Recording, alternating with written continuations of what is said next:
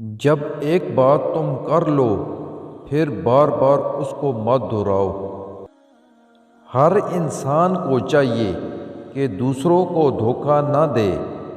چھپ چھپا کر کوئی بھی کام کرو تو اس بات کا لحاظ رکھو کہ خدا دیکھ رہا ہے۔ حکیم لقمان سے پوچھا گیا کہ آپ کیا حکمت کرتے ہیں؟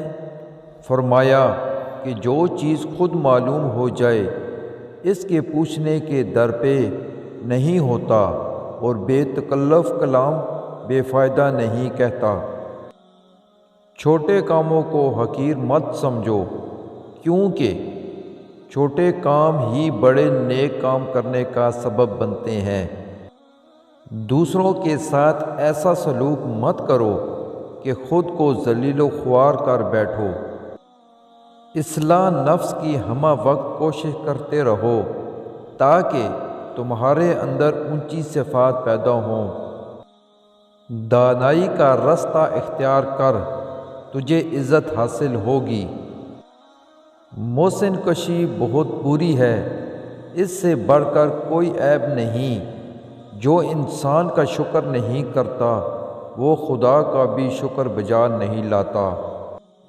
رات کے وقت آہستگی اور نرمی سے بات کیا کرو۔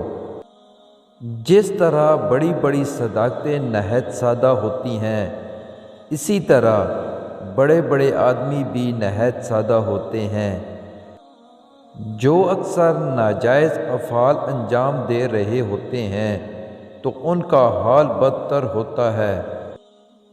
حکمت کی بات اگر احمق کے سامنے کرے گا تو وہ تیری بات کو جھوٹا سمجھے گا۔